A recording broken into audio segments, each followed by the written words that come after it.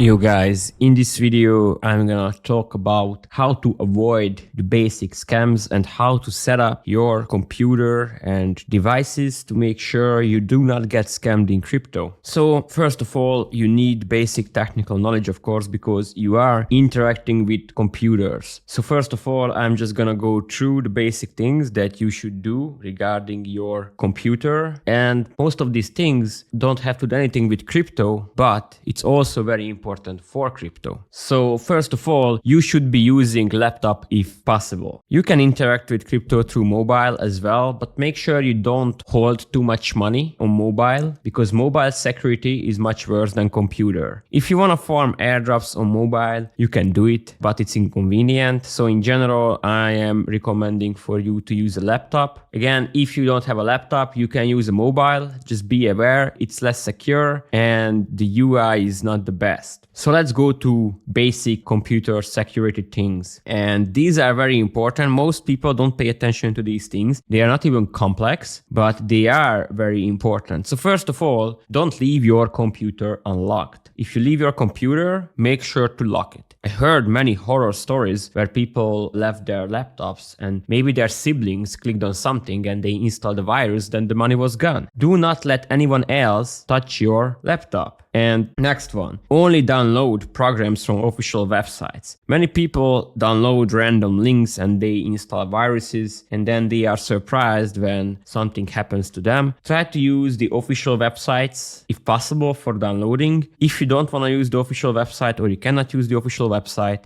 then make sure what you download is not malicious. Don't share personal information unless necessary. Always share as little as possible. I understand sometimes you have to KYC, etc. You have to identify yourself. It happens, but don't give away information about yourself if possible. All right. Once again, don't click on shady links. It's connected to the download part. If you see a link, also usually if you click on it, it might download something. Don't click on shady links if possible. Very, very important. If you accidentally download some malware, then your money can be quickly gone. Next one. Do not connect to public Wi-Fi if you do crypto on your laptop. Connect to your phone. Your phone has internet connection. Connect with your laptop to the phone. Do not connect to public Wi-Fi, especially the ones that do not even have passwords. And if you really have to connect to public Wi-Fi, then at least use VPN. That's the next point anyway. Use VPN. It's very good for many, many things. Also, you can bypass restrictions abroad by just switching your location. That's also very useful and for a few other reasons. But in general, VPNs are good because they encrypt your data. And even if someone catches your communication over the internet, in many cases, they won't be able to make sense of it because it's encrypted. You can use NordVPN or ProtonVPN. Always use strong passwords that are hard to guess. Don't do 1, 2, 3, 4, 5, 6, 7, 8, 9. Don't do anything like that because if they run code on it, those will be the first ones that they try. And of course, then you will be exposed once again. Next one. Log out from services and change your passwords from time to time. Many of the scams work in a way that they get your password or login token, and then if you keep being logged in, then they have control over your account. It doesn't even have to be crypto, something else. If you log out, then the login token is destroyed and you have to get a new login token. And if they don't have your password, then the old login token is expired and they cannot touch you. Use trusted browsers. I think this is self-explanatory, but use Chrome, Brave, or something similar. Also, when it comes to emails, use well-known email providers. Ignore random emails. Sometimes you get these spam emails. Don't click on those links either. Do not open random attachments. Use separate personal and work emails. And never ever use your work email for personal use because that can get back to you for legal reasons as well. And don't sign up for marketing emails and all these things. Leave them alone. Get software updates. As new exploits are discovered, new software patches are deployed to fix those problems. So you should keep upgrading your software, maybe not immediately because then new bugs can be introduced, but many of these new updates are there because they are fixing old bugs. You have to encrypt your devices. Very important. If you encrypt your devices, then without the encryption password, others cannot access and read your data, right? So you can encrypt data on your computer, and if someone gets access to your computer, it's encrypted. Also, erase and reinstall your computer from time to time. If you install malicious malicious something on it, but then you erase everything from the computer and then you reinstall, then it's gone. Everything is clean again. So you have to wipe out everything from your computer and reinstall. Some people recommend anti-malware software like antivirus. I'm not big on them. Just erase and reinstall. All right.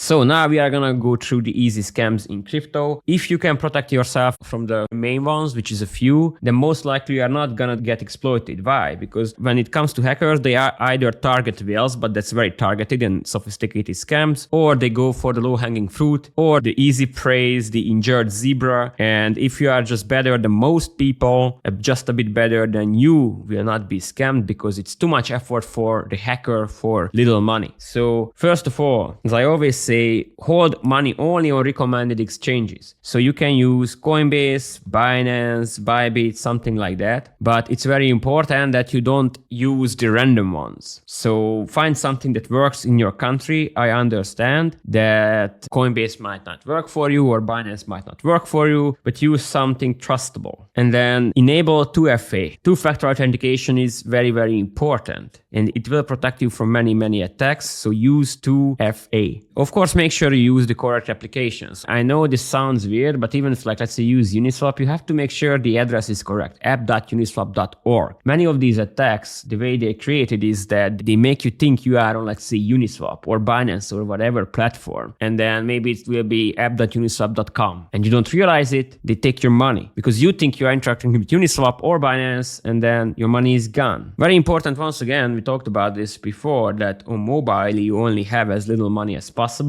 Most of your money should be accessed through laptop. Keep most of your money off exchanges as well. Centralized exchanges can take your money, not your keys, not your coins. So most of your money should be on chain accessed by non-custodial wallets such as MetaMask. For extra layer of security, use Ledger. And as you know, you only need Ledger or Trezor if you have money to protect. If you just want to farm airdrops, you don't need Ledger. If you have $200 in crypto, you don't need Ledger. If you have thousands of dollars at least in crypto, then you should use a Ledger or Trezor. Very next one, never give out your seed phrase. So the only time you have to type your seed phrase is when you want to log in to MetaMask, when you set up a new instance or want to recover an account. Now I just have to log in here. You can see I don't even need my seed phrase usually. I just have to log in with my password, but only put the password into the interface of MetaMask or Phantom or whichever wallet. Don't put the seed phrase on random sites because that's what they do. Sometimes, let's say you go to Uniswap, but you think it's Uniswap, but it's not. It would be app.uniswap.com once again. And then when you want to connect, it will tell you to type your seed phrase. That's how they steal your seed phrase, and then your money is gone. So never give out your seed phrase and only type it on the official interface. Do not engage with DMs. Many people think that even us professors or Tate or whoever will DM you on Telegram or Discord or Twitter. We do not do that. Anyone who DMs you, usually it's like 99.9% of the times it's a scam. So do not engage with DMs. Once again, do not click on random links. If you really wanna, of course, some of you wanna do DeFi and wanna discover new protocols, wanna try new protocols, etc. That's very good. But then make sure you protect your money with Ledger at least. Don't sign any malicious transactions. The way they take your money is either you give out your seed phrase or sign malicious transaction. How do you give out your seed phrase? Either you type it on their interface or they install malicious software on your laptop and they see what you type. As for signing malicious transaction, you will have to confirm it. So many cases, people just confirm random shit transactions, which is a problem. And if you connect to more and more decentralized applications, at some point, you might sign some malicious transaction. So if you have a lot of money to protect, then use more laptops if possible. Because if you sign a malicious transaction, then even Ledger will not protect you. Another way, that other thing you can do is using more profiles on Chrome, or you can use Brave or other browsers as well. So let's say with one browser, you log in with your MetaMask where you hold your money, but then you only use the other MetaMask account, let's say on Brave, or again, do more accounts within Chrome or Brave. And another account, you have way less money and then you interact with protocols there. And then even if you sign some transaction or something or accidentally give out your seed phrase, it's going to be on an account which doesn't really have money. Do not connect your wallet to random web apps once again. Like you have to first verify the app make sure the address is correct, triple check it on socials. You can always go to socials on Twitter and check it easily. So for instance, I'm gonna show you that here I am on my Twitter. I'm gonna go to Uniswap. Okay, Uniswap, many people follow this account, 1.3 million followers, seems to be legit. Oh, here is the official link. Even their Twitter could be actually hacked, so you can verify more places too. You verify it here, then you go to the Discord, then you check a third source, keep verifying and make sure you connect to the right address. Then use a burner wallet for new or unknown apps. If you want to farm airdrops, of course use a burner wallet with $50. But if you want to mint a new NFT or you want to participate in pre-sale or whatever, you have a reason to actually connect to a new account, then create a new address which has as much money in it as you need for this particular NFT mint or meme coin launch or whatever. Use burner addresses. And once again, make sure you know what transaction you sign, because that's how they take your money. For instance, you might have something in your Phantom wallet, an NFT, and there is a link on it. And people click on the link, oh, free airdrop or something, like it's fake. You get random tokens and you get random NFTs, by the way, in your wallets all the time. Most of them are scams. And then if you click on it, nothing happens. But you click on a link that they send you, first of all, then you end up on a different website, and then they make you sign a transaction. And then that's the malicious transaction. And if you sign that, your money is gone. You cannot be scammed by just someone dropping an NFT or token to your address if you don't interact with it. Even if you try to sell a random shit token which is not valid, if you use a proper interface like Uniswap or Radium, nothing can happen to you. Maybe your transaction doesn't go through, you lose some transaction fees, fine. But unless you do something very stupid, you are gonna be fine. Usually, once again, there is an NFT landing in your wallet, and then you will click on the NFT, there is a link popping up, you will go to that link, sign a malicious transaction, and that's how you get screwed. So I think these are the main ways that you get scammed. One more is basically, for instance, I'm gonna show you this, Twitter comments. So make sure that, again, the Twitter handle is correct. There is a yellow sign that people tend to mistake for security. It doesn't secure if it's yellow. It doesn't mean anything if it's yellow. You have to triple check the characters. So let's say there is checker is live here. If I click on this, there is gonna be a shit ton of fake ones. Where is it? Got removed already. All right. But usually when they post something, then the random accounts that are mimicking this particular address will be under it. It's funny that I cannot show you now, but usually it's not gonna be Layer 0 Labs. It's gonna be maybe Layer 0 Lab that comments on this thread and pretends to be part of the thread with that post. And then people click on that, and then you get redirected once again, and you sign a malicious transaction and you get screwed. So always make sure that you triple check the comments, because that's another way you can get screwed easily. So pay attention to these things, because if you here, Layer 0 Foundation, zero claim is live. If you don't check, it's Indonesia, Hanoi, whatever. So it's like, this is easy to spot, but it could be Layer 0 instead of Layer 0 FND instead of Layer 0 FNDN. So if you just pay attention to these things that I mentioned in this video, then your life is going to be much easier, because it's very unlikely that you will get scammed. Most of the scams that you are targeted by, very simple scams. Again, the scammers either go for big whales, but those are very specific attacks and you are not a big whale, or they go for the weak ones. They go for the easy preys. Again, the injured zebra, for instance. So make sure you avoid the common scams and you are gonna be fine.